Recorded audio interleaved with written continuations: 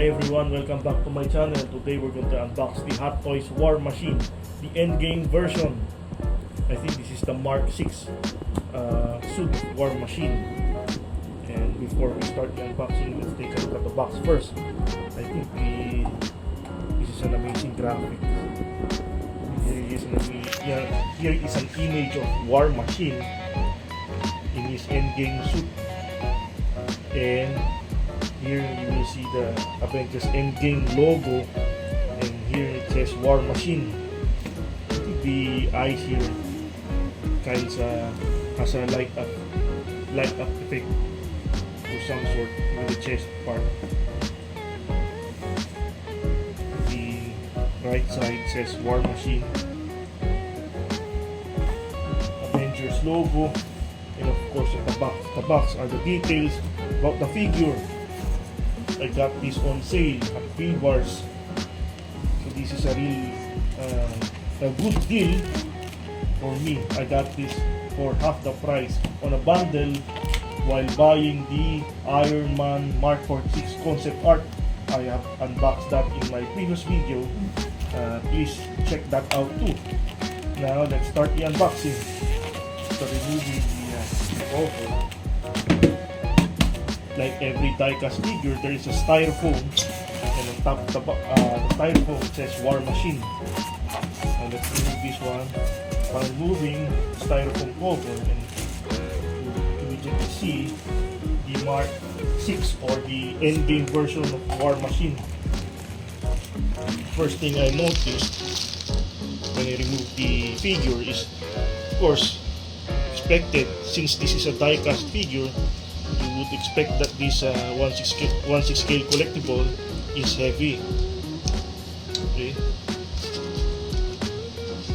And I think this is less bulky as compared to the previous release of the Infinity Wars version. I think this is much slimmer as compared to the Infinity Wars version of the War Machine. And I think the color is much darker as compared to the Infinity Wars version. The Infinity Wars version of War Machine is much bulky and has a lighter shade of gray as compared to this one. This is dark gray, almost black in color, and it has a metallic effect.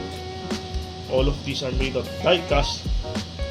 And let's check the articulation of this one. The arms is very movable, as well as the head, the legs.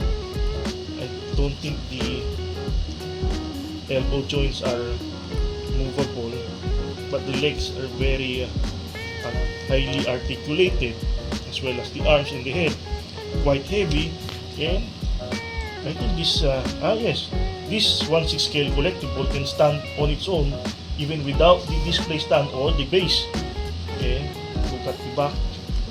It has metallic effects to everything. It's die-cast, but I think there are some parts that are made out of plastic. The back part is highly detailed, even the boots. This is a highly detailed War Machine suit. This is Mark 6, yes, it says 006 or War Machine Mark 6. This is the Endgame version. I also have Iron Patriot version of this one.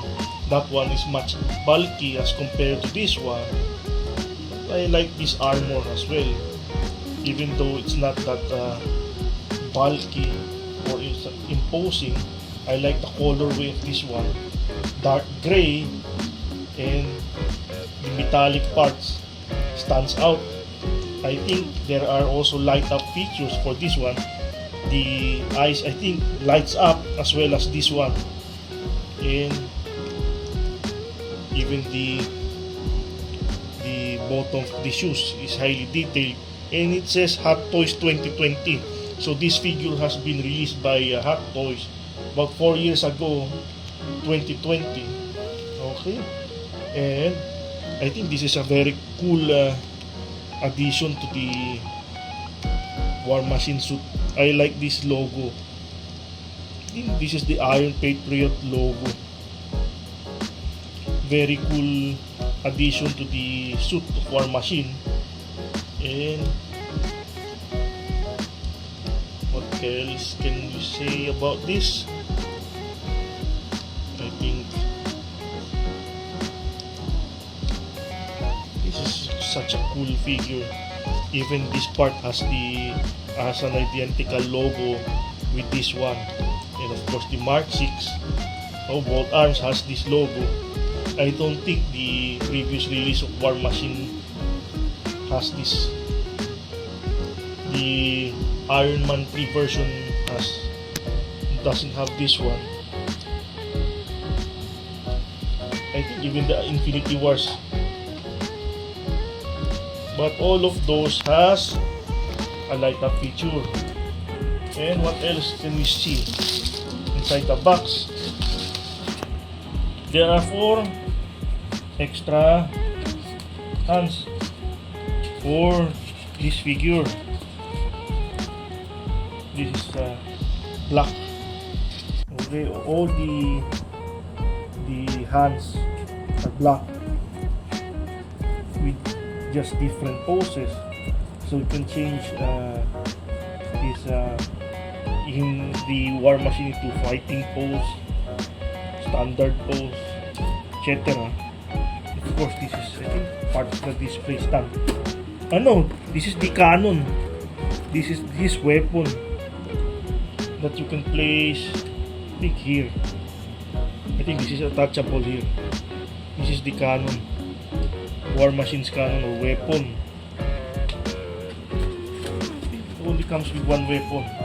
What else is inside? They have an extra head sculpt for this one, where War Machine's face is exposed. Look at how identical this is. How similar this is. Spot on accurate on how War Machine really looks like. Such an amazing head sculpt. Very accurate. And I think you can place this piece on top here. Yeah, it's magnetic. You can place this on top of this head sculpt, so you have an open face effect if you replace this head sculpt. Now I'm confused whether to display it with this standard head or with the exposed face, because this is spot on accurate. Look at how this looks like the actor who played the War Machine. Very spot on accurate and very highly detailed. So it's cool to display it with this one also. Later I'll decide whether to use this standard head or the one with the exposed face War Machine. I think it has, this one can be removed. Okay. Yes, the upper styrofoam can be removed. And of course, in every Hot Toys figure, there is a manual included in the box. I think this is instructions on how to install the batteries. See the battery? There are many batteries, and I think you can find the instructions on how to install that on the figure, because this eyes and I think this one lights up. There's a free screwdriver, so you can install the batteries. And of course,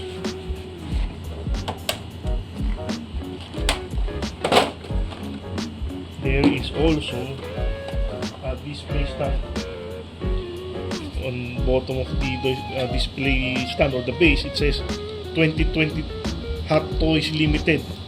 This one's released 4 years ago.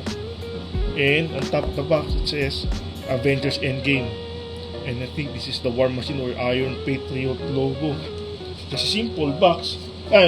Simple base. Sorry for that. But despite its simplicity, I think this is awesome. And as space saver. You know, I don't really need a large base or large diorama. It's up space. I'm good with this one.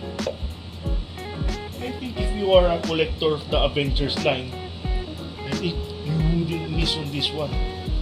This is a must-have if you are collecting Hot Toys Avengers line, especially the Endgame line. Now, like always, let's try to come up with a display pose for this figure. Now, this is the display pose that we come up with.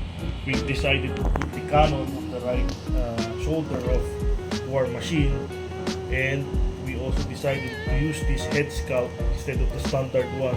This one is with the open face where you see the face of War Machine.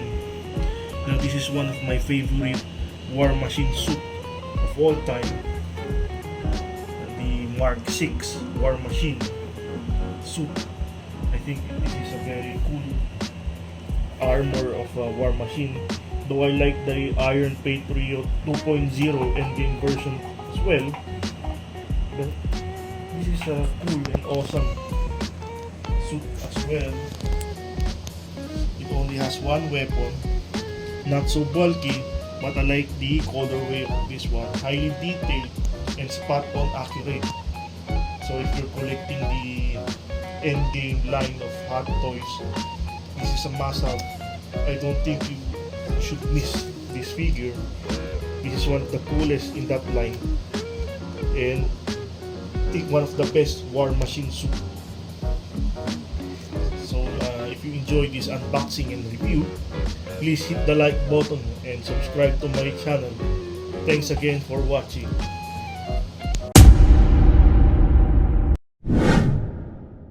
They to turn up, blow it on up till I can't even think no more. Then get ready to go dumb, then go more dumb, then we can keep it lit, let's go. Let's